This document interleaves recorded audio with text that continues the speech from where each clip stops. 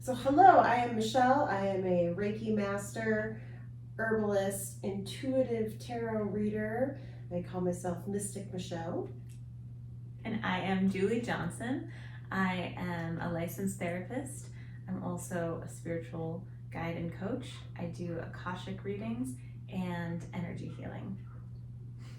So we have created this little conversation so that you could get to know us.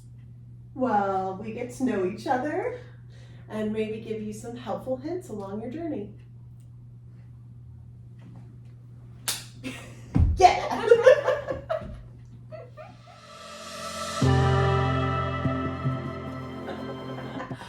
Welcome to my office, Michelle. Thank you. Thank you, Julie. Thank you. Pleasure to be here. It is an honor. I love having people here, honestly. I love having clients here. So many of my clients want to do online stuff, which is fine, but like actually having an in-person office, especially like we were talking about before, like COVID, people were so isolated. Yes. People are really finding the benefit of being in person, so. Well, and having an office where you can come to and do stuff is great. Like you pay for this every month. Yeah. You want people to actually show up to your office, or why am I paying for it? Otherwise, I could just make a little spot at my house. Absolutely. And I've asked myself that question so many times. Like, should I just work from home? Like, I can create a little office corner or whatever and just do online. People love online stuff. But every time I ask myself that question, I think, no, like this feels so right to have an in-person space. And then every time I have a client or even a friend or, really anyone who comes and uses this office with me, it's like a validation that, oh, it is so right to have this. People walk in and they're like, oh, this is so nice. They feel good the here. energy here, it's very welcoming. Yeah. There's tea. It's my favorite color. It's good. Yeah. So I'm glad you could come here. Yeah, I'm glad to be here. It's good to it's lovely to go experience other people's offices and where they do their magic, because you're just like, oh, it's nice to be away from my magic little hole. Yeah, and you can feel other people's energy. Yeah. I would love to, now that I know where your office is, I'd like to actually go in and check it out. Oh, you definitely should. Yeah. Yeah. Interesting. Yeah. It's a lot more cozy. Like I have a lot smaller of an office, so it's like definitely a more cozy of a situation. Yeah. But cozy's good though. Yeah. And I have a table. Yeah. We have a table set up. Whereas this is my work. This is how we. I was like, I've been sitting in here and being like, I could put a table over there. Totally. I could have like a reading corner over here. I was like, my office side over there. So that's always kind of fun too, going into other people's spaces, because you're like, this is how they set it up, but how would I set it up? Right. If I lived here. And as a therapist by day, everything else by day and night, I guess. Like I love looking at other people's therapy offices. A lot of people have couches, and I don't know. I almost got a couch and like a chair, but I was like, no. I want us both to have these like wing-backed chairs that feel kind of like a cave, like a little supportive. Like kingly. Yes, like I'm safe, but I'm also on a throne. Like that was kind of I am the vibe. in control. I am not vulnerable, laying down, like right, or like in any way in a different seating situation than me. Yeah. I so wonder, we're like playing we're on the same collaborating. level. Yeah. I think that as a therapist and reader, I kind of think, especially as a therapist, there can be that like power dynamic feeling, even if you don't want it to be there. People might put me a little bit above them, and that's fair in some ways. Maybe I have expertise, training, all that, skills that they don't have. That's why they're coming to see me. But I'm wondering, for me, I feel like, okay, there's a dynamic there that I'd rather be more equal footing. We just have different, we have different energies, we have different skills, perspectives, expertise we're putting into a session to co-create something. Like my clients, whether they're therapy clients or reading clients, are the experts on their lives, and then they're experts on like how they connect with the world and how they view the world. And I can just offer different perspectives based on my training and worldview. I'm wondering for you as a reader, do you ever feel that dynamic of almost like a differential going on? You know, I don't. Most of my clients end up being people who have gone through things that are very similar to me. So And like it's so feel more aligned. yeah, it's more aligned, Mhm. and I wouldn't put any of their experiences above where mine are. They're just Mhm. different, Mhm. or vice versa, Yeah. because every Yeah. experience is so unique, and I might learn something from my client Mhm. about a situation I was already gone through that like gives me a new perspective that I hadn't thought about before. Mhm. I feel like clients will say things to me and it reminds me of something I've learned before but have sort of forgotten or haven't been applying to my life, and they'll say something and I'm like, oh crap, I needed that reminder. And that's why I like having the same like equal footing, equal Yeah. chairs, equal level, equal everything like in my office.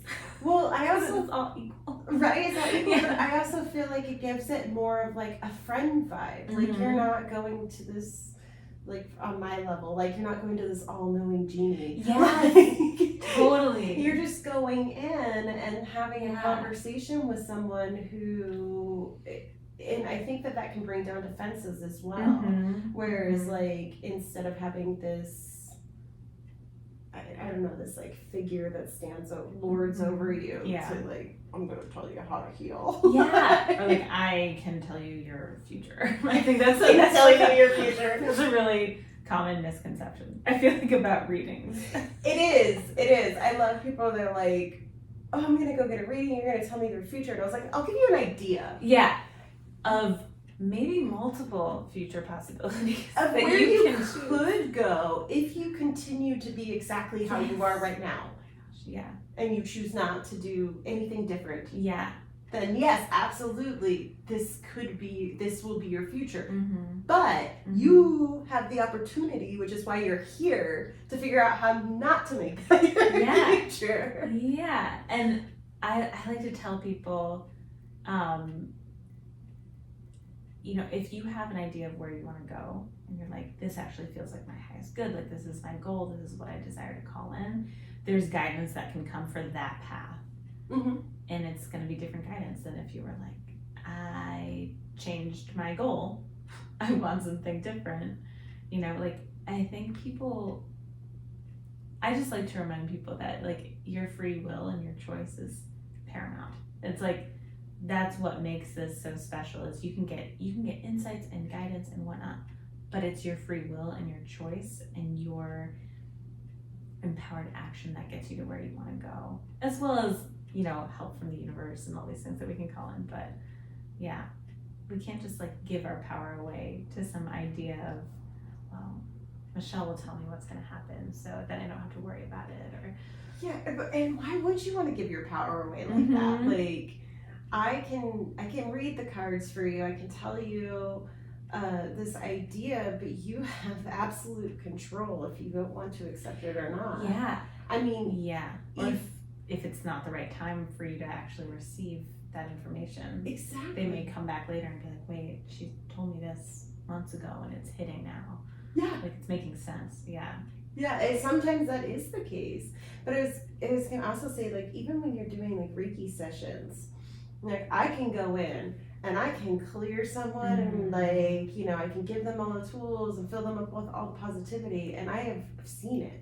People get off the table and it's like this, they're like, I didn't feel anything, and I can legitimately watch it all, and I'm just like, even that is a choice. Like you watch it all. I just kind of all dissolve. unfold, because you have to be accepting of the healing. You have to be accepting of the reading that you're getting. You can choose to believe me. You can choose not to. Yeah.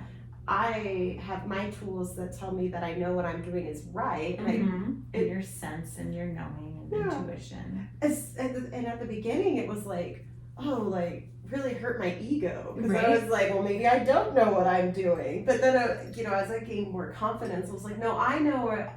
I watched what I did. I listened to what I did. I listened to the guides. I know what I did, but there's only it's a bridge that you're creating with clients, and they have to do the work too. It's not this like come to the all magical genie and I'm gonna you're healed.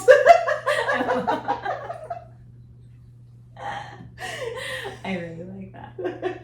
And if they believe that, I mean, maybe not fully healed, everything perfect, nothing ever needing healing ever again, like that's maybe beyond our ability in this lifetime, but maybe. Who knows? I don't know. Who knows?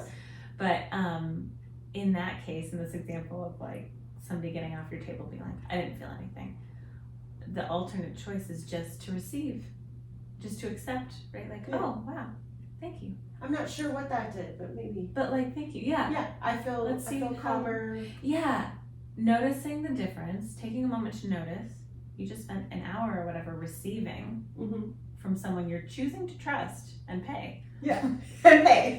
So if you get off and you're like, that wasn't worth it, well, maybe it wasn't. Okay, in that case, it wasn't because you chose not to. But it's like that subtle switch of all you have to do is receive and choose to receive and believe that you're worthy of receiving that.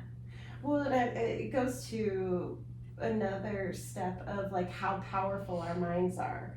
That we can control what our healing is. Yeah. You know, I often say this to,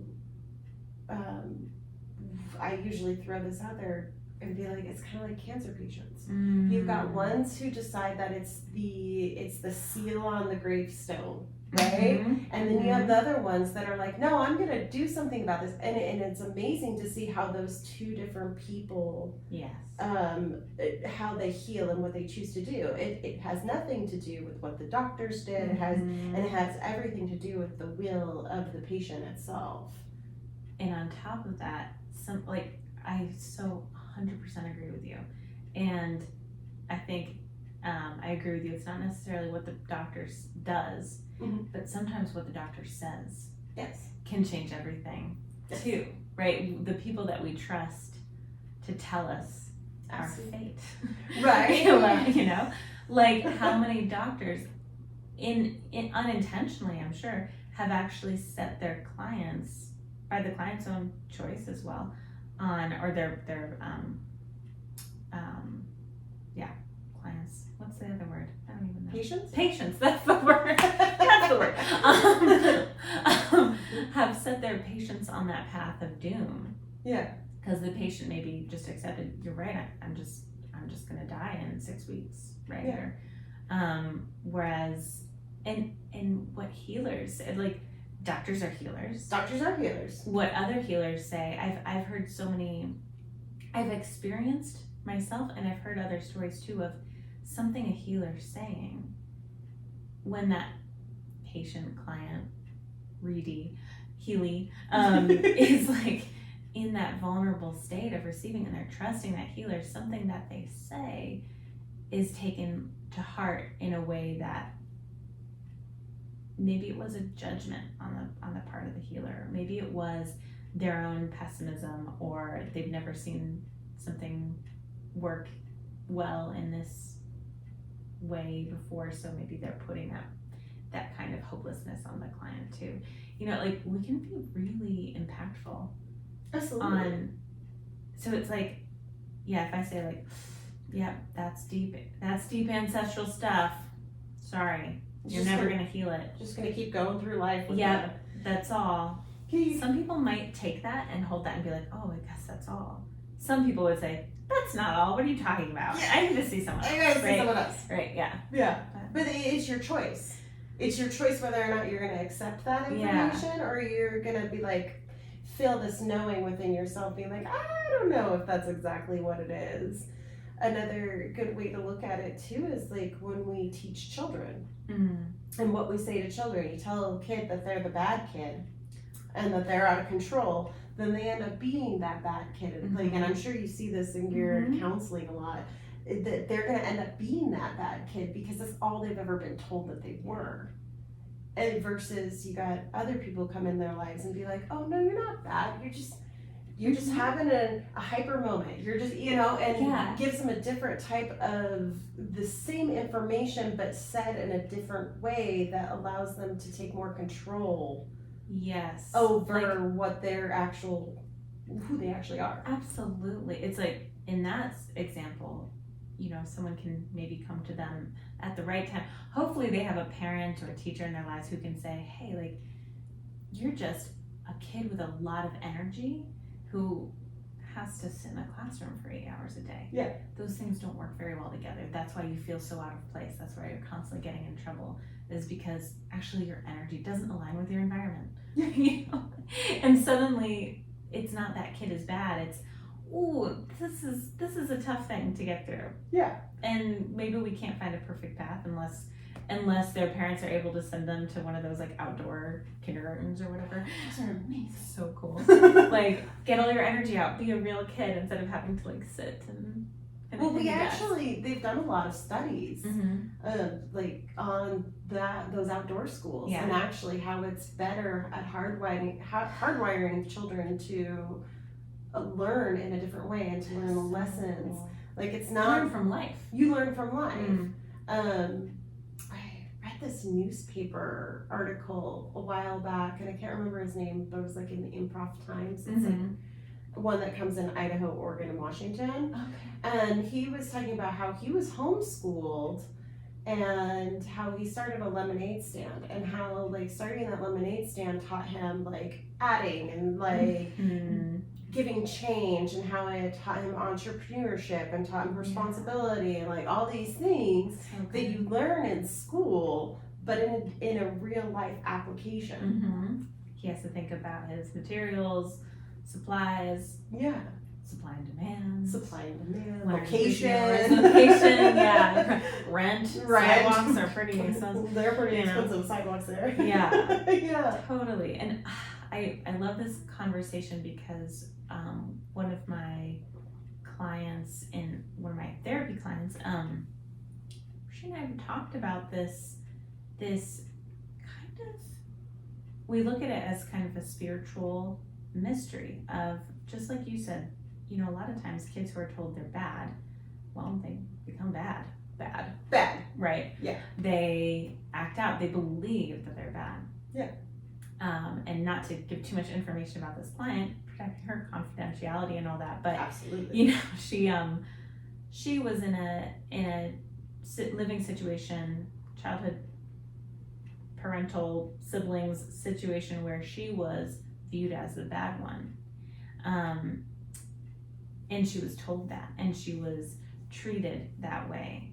What's weird is that she was actually the highest performing child amongst the three of them, and she was actually kind of the kid most likely to do her chores, and she was actually the least likely to get in trouble at school.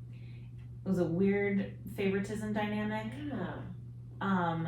But she was told, and people around her believed that she was the trouble kid because her parents would talk about her that way. It blows my mind. So she and I talk about, like, I'm like, why didn't you become that? And she's like, I don't know, I just did my best. I just kept on doing my best, and I kept on doing well at school, and I kept on staying out of trouble, and I did well in my sports, and I worked an extra job and helped around the house. Like, she just kept on being who she could be, even though she actually had a lot of course, and like wounds from that, right? Yeah. But now as an adult, she's by far the highest functioning member of her family, and she's able to look back and be like, what was that?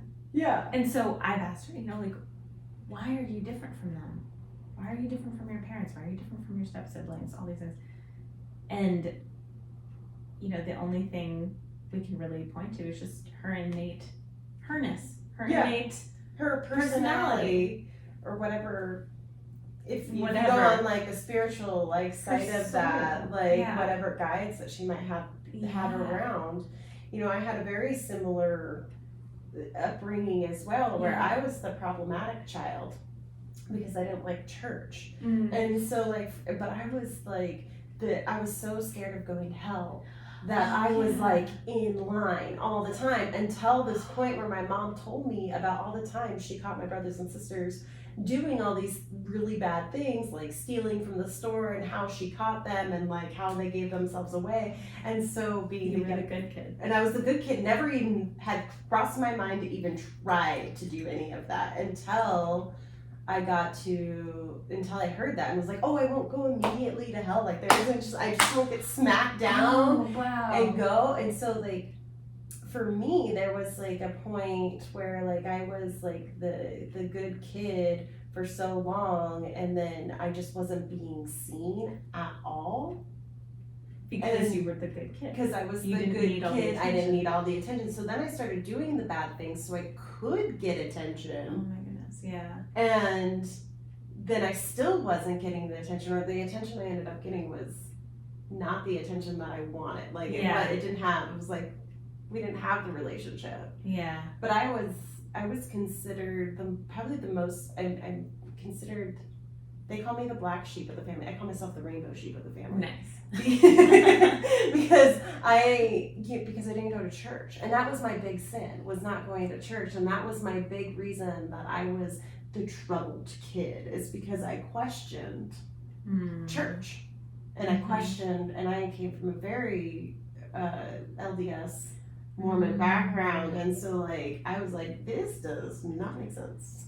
And what is it in you that was able to hold that no matter how much pressure was coming from you outside?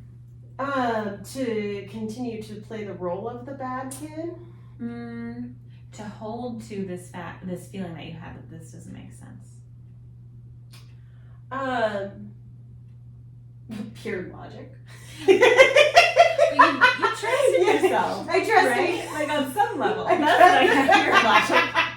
Because it was dumb. Because it was dumb. It didn't make sense. No, it was it was a trust within myself that things did not add up. And my guides came in very young. Yeah. I was connected to things very, How very old were you when you had a sense of that? Well, I mean, I saw ghosts and had premonitions and could finish people's stories. I mean, the youngest age I could think of was 6. So that was where I was like problematic, is like. Oh, okay. You were having actual spiritual experiences in an environment where it was all about religion, but less about lived experiential. Yes. Religion. Oh, and only a certain gender was allowed to have interactions with spirits outside of themselves. Really? That's so interesting. Yeah. Because in the LDS church, the men who hold the priesthood, they talk to things. I didn't get very far. So they talk to angels or guides or whatever. They receive prophecies and things like that. It's only the men. But it's only the men that are allowed to hold that power. I do love how, even though it's like I know like in a lot of Christian traditions, LDS, all these different religious traditions, there's so much focus on man's authority and women are.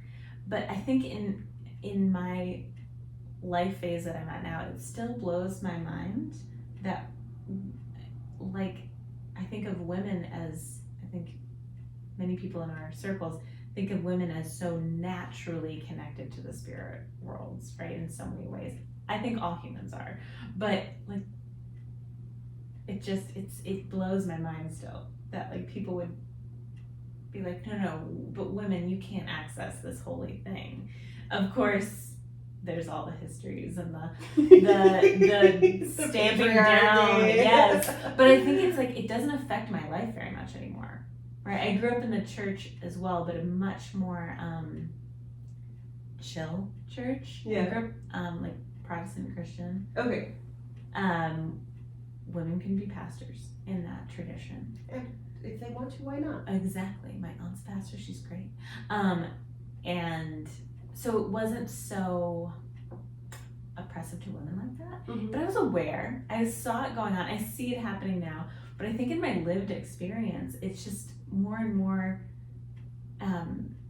just so beyond outside the norm to like suppress the spirituality of men or women. And so I have to be like reminded That's a thing. that like that's like a really active thing, which is funny. I know that, But in my current iteration, especially this past year or so, I'm just so, I don't know, I feel like I've been liberated so much myself, even though I didn't come from such a strict background. Like, I still had, there's still that cultural conditioning that exists. Yeah, I had to make my way out of that.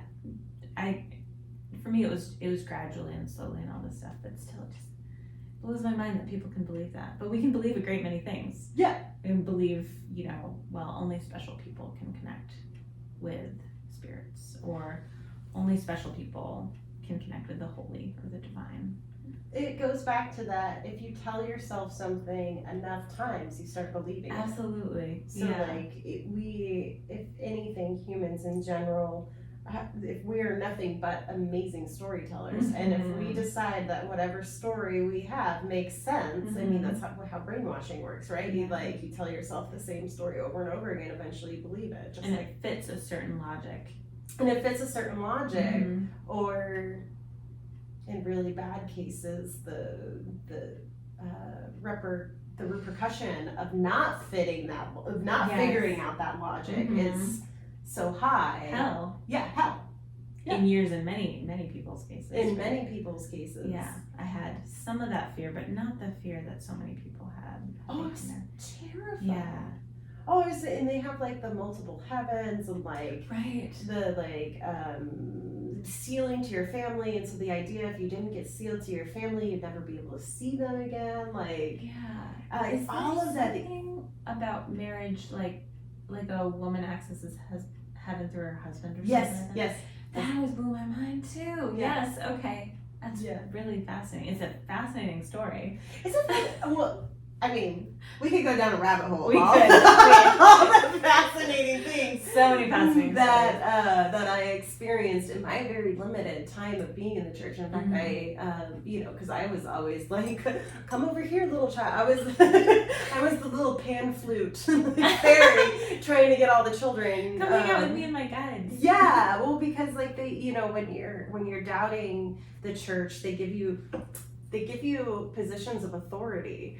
And so they would make me, so they would make me in charge of these young women, and I'd be like, let's have a talk about why this doesn't make sense. So they were looking at you as like, oh, she's on the outskirts. Let's give her authority. Let's give her power. Let's give her power. She'll want to keep that power. She'll want to keep that power. And then I recognized a different type of power. Yeah, I took that power and was like, let me tell you a story. A new story. Let me tell you a new story. Yeah. Oh, so interesting. Yeah. I'm reflecting for myself how delighted I am that I'm still like, but the spaces I've been in lately have been so liberating and open and expansive for me that a lot of those old stories from religion, things like that, they're quite far away at this point. I still have things come up, Mm-hmm. and I'm like, oh, I notice some of that, like some of the fear-based programming, or am I doing it wrong? But mostly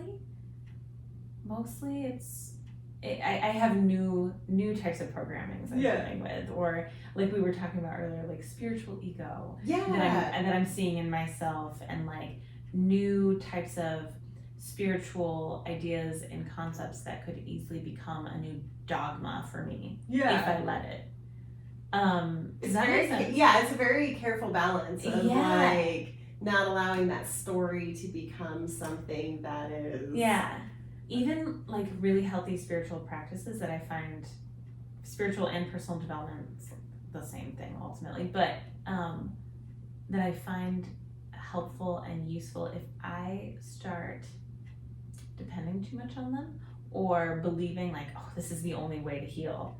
That's like a little like red flag warning going off in my head, like, okay, don't create a new religion for yourself, even though structure can be really helpful.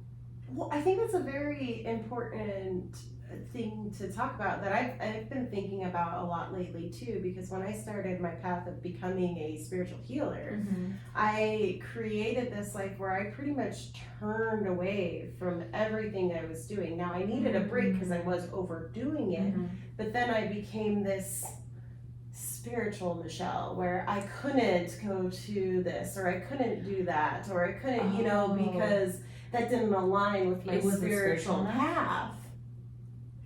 And so then I've heard this type of story before. I'm like, I'm so spiritual that no, I can't go to the club with you on your birthday. It doesn't, because the vibration. The vibes aren't right.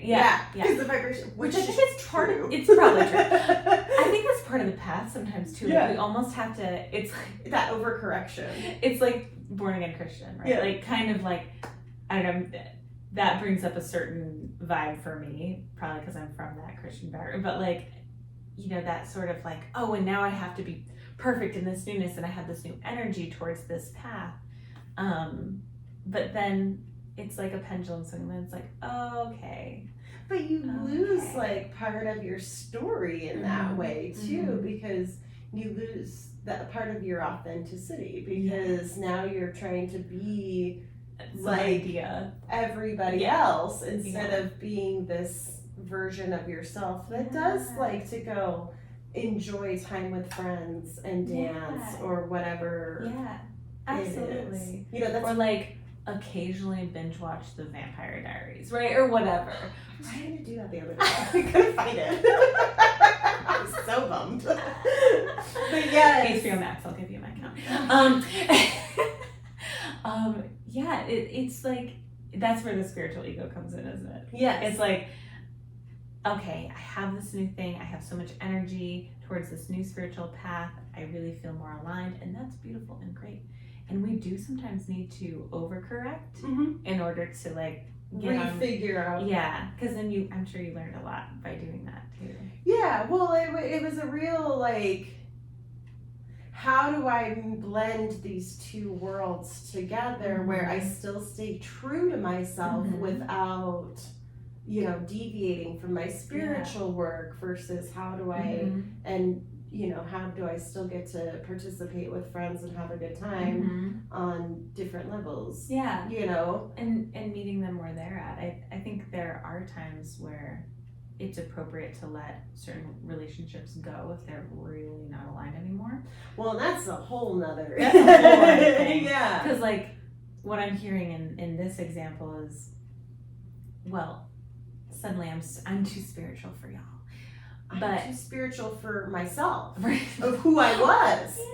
Like, I'm too spiritual to be that person who goes and dances the club till 2:00 in the morning. Now I'm just too old to do that. But and there are other ways to boogie. And there's other ways to boogie. But it was kind of like, my friend was talking to me one day, and she was like, well, Michelle, when you come into the bar, because I have a specific bar I go to, just like in the afternoons kind of a thing, and I'll have a drink, and she's like, the whole energy of the bar changes when you walk in. Beautiful. Because, you usually know everybody that's there. It's kind of like a little family get together, and we just talk. And, you end up finding people who actually do need some healing. And so it's like finding what works on your new vibration.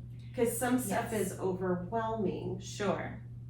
But you can still participate and go play a game of pool at the bar. And I think like what can happen, and everyone's path is different, and everyone has different sensitivities. And so I'm saying this from my experience, which is my own unique experience. But I think like we can get so caught up in our spiritual experience that we don't recognize how powerful we are, if that makes sense. Like in those situations, you could have been like, oh man, I'm gonna walk into that bar and I'm gonna have to put up so much spiritual protection, and I just have to make sure, because I know it's gonna impact me so much, because I'm so sensitive, and all this stuff is gonna happen, and there might be all this darkness in there, right? Possibly, but for example's sake. Instead, if you just go in knowing confidently that you're safe in who you are, projecting out your own light, filling the place with your light, your love, your knowing, following your intuition. Okay, I'm not going to talk to that person. That actually feels real, like not quite right for me. But that person, feel aligned with. Like suddenly you don't have to protect yourself against anything. You just have to be you. I would say that, but I would add that there is a need, especially when you're a light worker and you're doing that kind of work, that you actually do need at least a little bit of a shield going in. You don't need armor by any means, but just like a little bubble, because you can actually draw people like to you. Yes. That are either kind of like moths to a flame. Exactly. They're either dark energy that just is looking for someone to mess with. Yeah. Or they're wanting a healing session and you're just like, this is not the environment for a healing session. Totally. You can come to my office. And I've actually told people that before. I will absolutely give you a healing session. I'll do a reading on you, but you've been drinking and I am not going to do that. 100%. I like that differentiation between like a little shield and a massive armor. Yeah. I had a healer tell me once, she asked me, you know, how do you like protect your energy? And I don't even know if she said protect your energy. How do you manage your energy when you're, you know, one-on-one with clients and they have a lot of hard stuff that's coming up?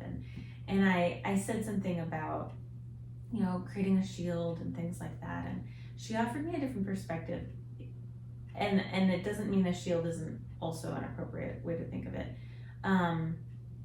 but I did like how she described this. She said, you know, a shield can be heavy to carry, you know, and so for me it's like every day, all day doing this might not be sustainable. So she said, if you're you know, a bubble or an orb, or, you know, just filling out your own aura with your own light, with divine light, with earth light, with all the good lights, and having that intention that only things that are for my highest good can enter this arena, this little aura field, this bubble, whatever.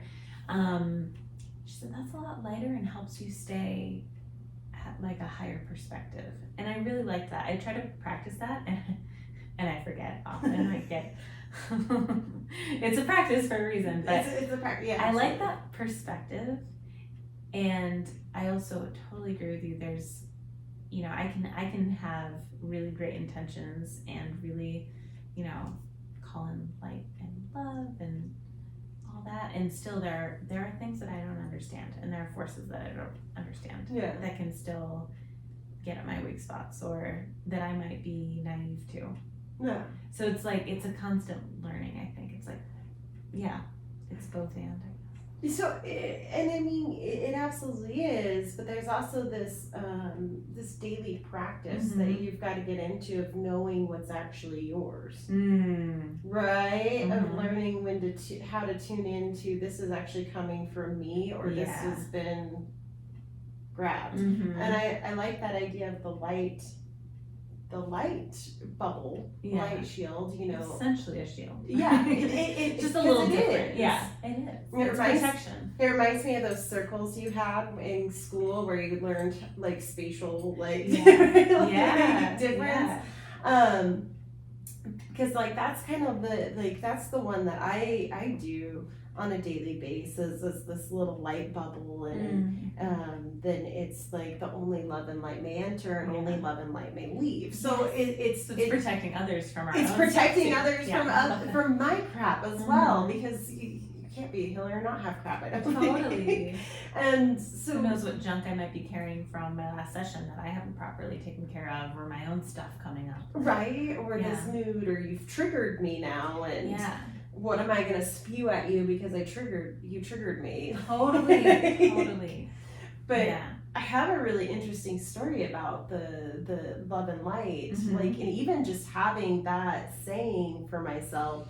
I used to do Uber and Lyft, and so there was this one time I was coming up to a rider on the side of the street, and I saw them, and I was just like, oh, I was probably like a couple blocks from them, and I could see them standing on the corner, and I was just like, oh, I do not want to pick this person up. Oh, that's so hard. And I was just like, I don't know what it is about them, like I'm not trying to make a judgment on them. And so like in my brain I said out loud, only love and light may enter and only love and light may leave.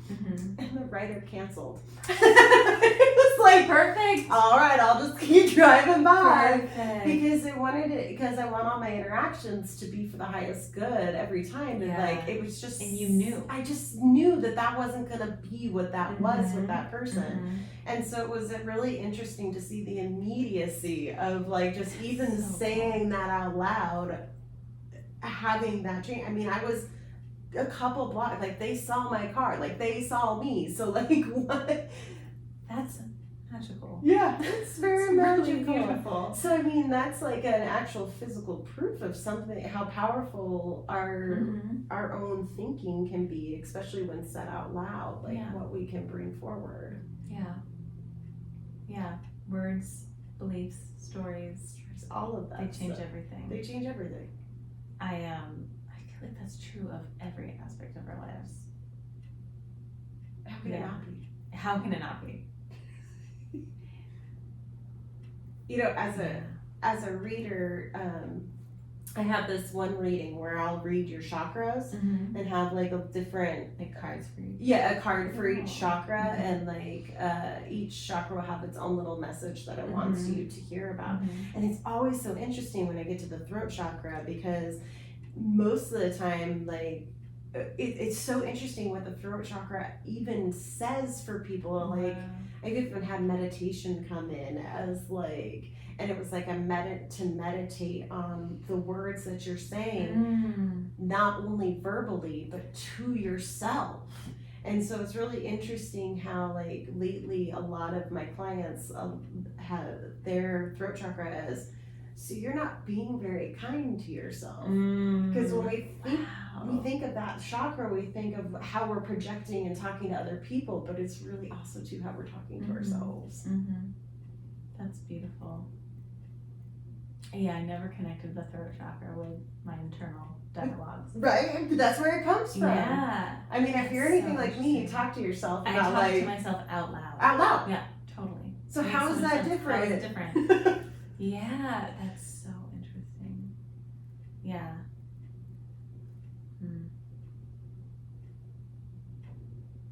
Yeah, I think it's also interesting to see.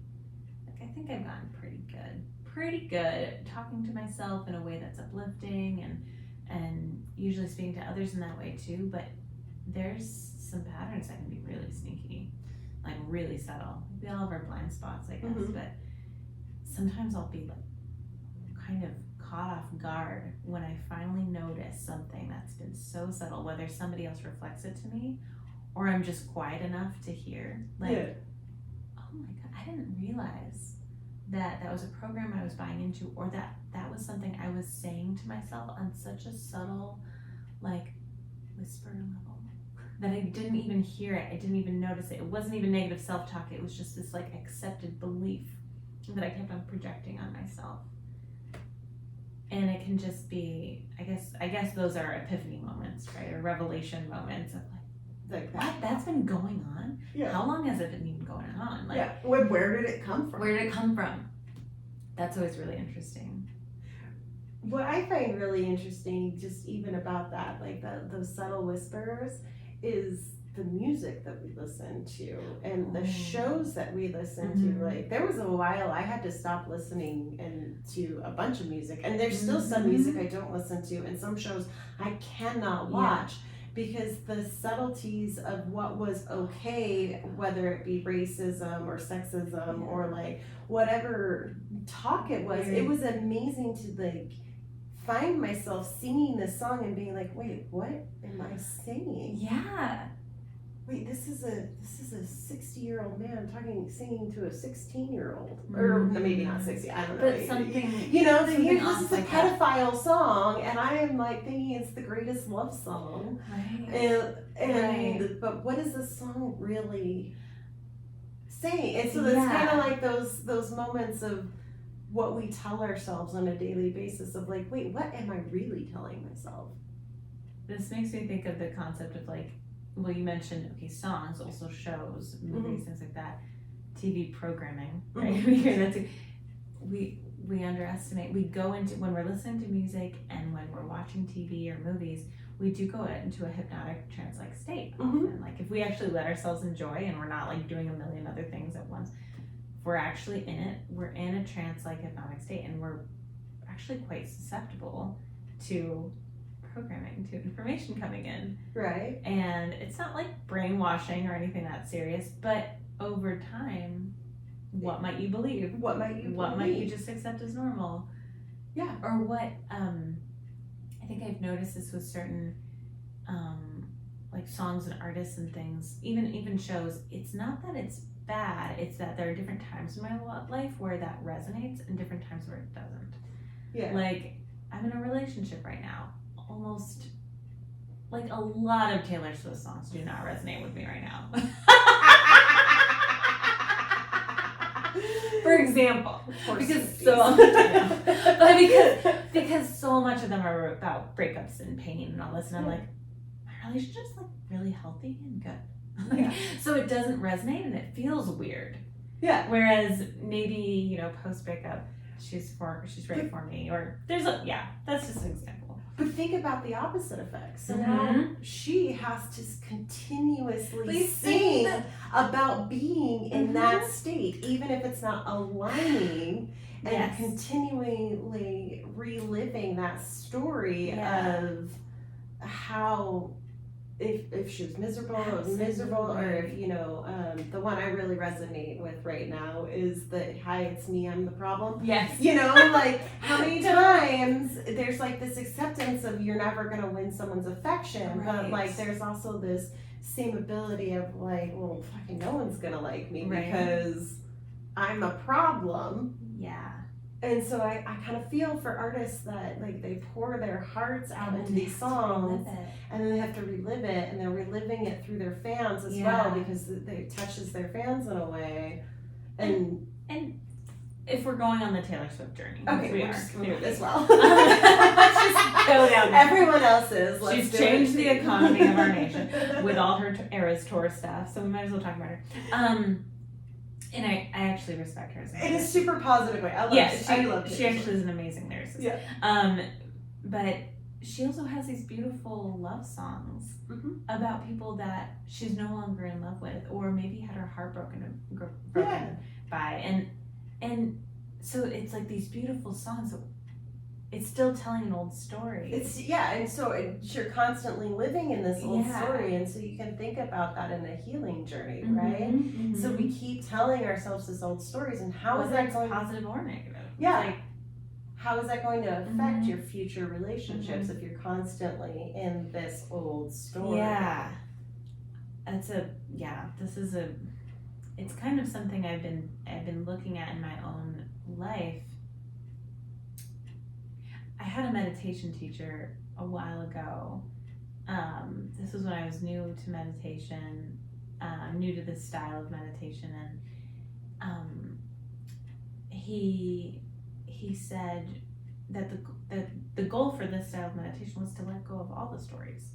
And I was like, I don't want to let go of my great stories and my positive stories and my positive programming. And he was like, there's still stories. And I didn't get it. I was like, what do you mean there's still stories? Like, they're positive stories that help me. Like, the story that I'm a good person. What a great story. What a great story. I love it. It's okay. I never have to be better because I'm a good person. you can take it too far. Yeah. People love me. Okay, great stories. So it's more like, I think what I had kind of an epiphany moment where I was like, oh, but this story that I'm a good person, for example, or that people love me, whatever, this story can so easily play into my people-pleasing tendencies, or self-sacrificial tendencies where I'm not really in alignment with my true self. And sure, there are stories that are positive and useful, but if I just run them as a program and don't choose them in the moment, right, like, I'm giving up my power to a story either way. And I just think that's been coming to me again in this time in my life where I'm transitioning into bigger and brighter things for myself, moving into, next levels, up leveling, like pushing myself to bigger things, and finding myself kind of freaking out, like, oh, but I have to let go of these parts of myself even the really positive things, like even the love songs to my former lovers, right? Like it's not that I have to deny that those wonderful experiences You existed. can acknowledge them. Right? Or my past career experiences. Amazing. I wouldn't change any of it. You know, that's actually why it's weird to keep moving forward. It's like, oh, I have all these beautiful experiences, beautiful identities that I've developed that I really love. I still have to let them go to some extent to make room for the new. Yeah. And yeah, I can't keep singing the same songs, Taylor. I'm sorry. I just can't. I mean, sometimes it's just Sometimes. cathartic. It's so true. It's But just then cathartic it's a to choice. go back to that. Well, Yeah. sometimes like I use the music of my youth Yes. because I'm going through a very similar feeling that my youth understood and could just like let go of because things weren't as, I mean, things were very tragic. Youth, everything's more bigger, but you know, and so to come back into that state of being, to just kind of give myself a break, to take my mind off of what. Then you're feeling what you're feeling. Like you're letting things move. Yeah, you're right? letting things move. It's like how I relate to that is like, okay, maybe I'm letting go of the stories and identity that I had, but I'm not letting go of those parts of myself. Like it's still part of who I am, right? And so I'm not letting go of the lesson. I'm not letting go of those characteristics. Yeah. I'm just letting them reform. And not control my story. Not control my story, totally. And also, what it sounds like you're talking about too is, you know, healing isn't linear. It comes up again and again. Yes. We have to face the same things over and over again, but we get to face them at new levels. And from a wiser perspective. So like I have a much different outlook on my life going through all the different experiences I have versus 13-year-old me who was under thumb and you know, like I can come in, and that's where inner child work comes in, and you're coming in as the adult you didn't have that is like, no, it's okay, let me pick you back up, like and I can still recognize the wound's still there, the wound's and still I can there. heal it at another level now Yes. because I have more consciousness or a different perspective. And so, you know, a lot of people use the word levels, but I actually think it's a spiral. Mm-hmm. And it's not spiraling up. Well, you can spiral up because your energy goes up and your energy goes down, but it's like a spiraling into. Ooh, I like that. And so the way that I look at it is like, okay, well, I'm in this cycle again. Here I am in this cycle. Am I going to go down because I'm letting go of those stories and I'm letting go of those things? Or am I going to have to move back up because I'm allowing those stories to keep being ownership, like to keep playing out? Yeah. Especially when we're talking about patternings and conditionings, like if you, like here's, as you were saying, healing is not linear. Like you get faced in these positions again, and so are you going to stay up above, or are you going to actually move down and like continue down into yourself and like further into you? Differential instead of up being good, down being bad. It's depth. It's a depth. I'm not going to just stay on the surface of the ocean. I'm going to go into the depths as well. But the depths is you. Yes. Yeah. And like I also like that reference too, because I feel like when we start saying these, I'm going to a higher level, I'm going to this, I feel like it puts us in this position where we get that spiritual ego again, totally. where we get to the highest platform and you can't kick me down because I'm on top of the hill, right? Yeah. You know? Like, or maybe a reframe is I'm just becoming more me. that's the whole goal. Yeah. Yeah. You're not trying to be better than anyone else, right? You're just trying to be more of who you are, becoming the best version of yourself. Which requires healing and letting go of those old programs and seeing what's a story, and which probably everything's a story at this point, but employing better stories, perhaps. Everything's a story. Until those aren't useful, everything is a story.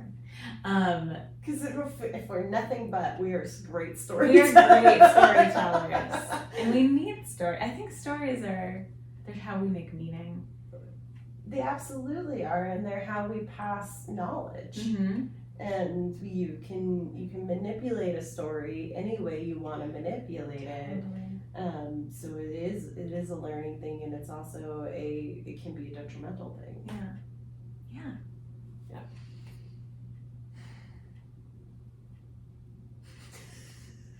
I mean, it's just like, that's perfect. I think what I try to practice in myself when I recognize there's been a program or a story or a limiting belief that's been kind of running my life behind the scenes, subconsciously, not realizing it. My practice is not to try to annihilate it. I mean, sometimes it kind of depends, but it's to find a healthier version of it, usually, or find how, like, give myself lots of examples of how that's probably not true, but mostly when there's patterns that have evolved, it's like, okay, not everything about this pattern has to be good or bad, but can I turn it into a point of choice, a choice point, where if I'm coming up to this issue again, I get to be like, oh, I could see how I was about to dive straight into that pattern. Is that pattern appropriate? Is that action that fits that pattern appropriate or not appropriate? Is it authentic to me right now or not? Kind of like nurturing for people pleasers. Like, sometimes it's perfectly appropriate to go into, maybe not that pattern, but that action, that behavior that might fit a pattern, but from a place of choice. Like, oh yeah, this is appropriate. As opposed to unconsciously just like diving in to the same pattern, the same story over and over again. Yeah, it would be better definitely to go to it from a choice, but to give yourself grace. Yes. If you didn't do that. Because yes, we would love to think that everything is a choice, and everything is a choice, right? But is it a conscious choice or a subconscious choice is what we're really learning how to do, and that's where breathing really comes into help. Because if we slow us down, give us a moment to think about things. That's really where, like, when people say I need to take a beat, like that's allow them, because like that's because you'll interact with them better later on if they've come to themselves and regulated themselves. But I think that sometimes we get so naturally into our patterns that we go through those cycles of grief, and that's the cycle of grief, which I think is really important in all aspects, because you should feel those feelings. You should go through that process of like that, almost like a death to a patterning, or like this understanding of where a patterning is, because I think you can learn a lot more if you allow yourself that. And those patterns develop for a reason. I think that's always important. Like, that's why grief is appropriate sometimes when we're healing and learning, like, oh, I had this pattern for forever. It's been holding me back maybe, or keeping me in some track. I want to release myself from that pattern. That doesn't mean everything about that pattern was bad. And it doesn't mean that it didn't come from a place of protection or logic, or survival. Like, usually when we're kids, we develop these patterns, personality traits, all these things. It's our protection. So shadow work. And that's why I love like, we've talked a lot about belief and storytelling, this whole conversation, and ultimately what it comes down to is having a lot of compassion for ourselves. And grace. A lot of compassion and grace. I think my clients and my friends get really irritated with me, because I always look at them and be like, you just gotta find some grace for yourself. And you're just like, that's not an answer. And I'm like, but it is. It is. But it's the ultimate answer, because whether you believe you're had just a being, another being in the human body, or if you believe you're whatever it is, we go through these processes, and there's only so much we can do. We make mistakes. Totally. We are not perfection. That would defeat the purpose of being human. Yeah. We make mistakes. Yeah. Oh, we make so many mistakes. We do. It's just about... And sometimes the mistakes aren't actually mistakes. And they're not. But just depends on the story we're telling ourselves that day. To kind of maybe bring this conversation to like a conclusion. Yeah. I have a coach that I work with who I was speaking to her about this a little bit this morning, where I said, like, I can have judgment for myself and I can have grace for myself. And in my mind, judgment kind of blocks the flow of love for myself. If I have love, judgment, I'm keeping myself from loving myself.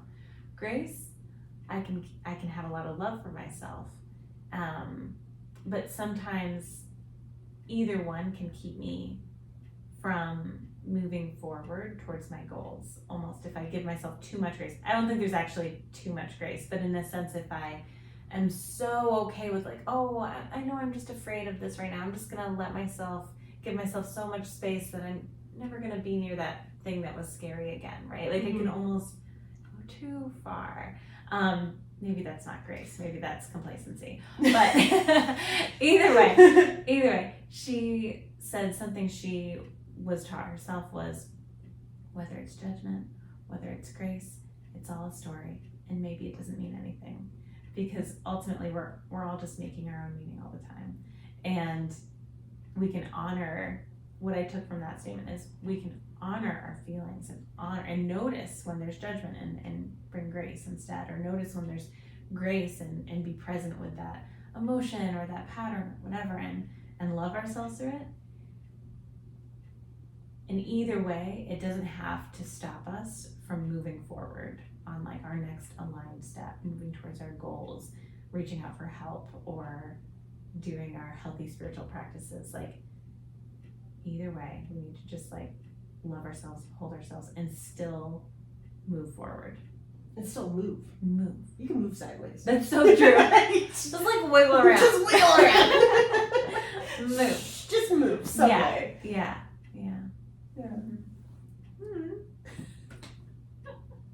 This has been so fun. This has been so much fun. Yeah. I love it. It's been a journey. It has. Yeah. I love the natural progression.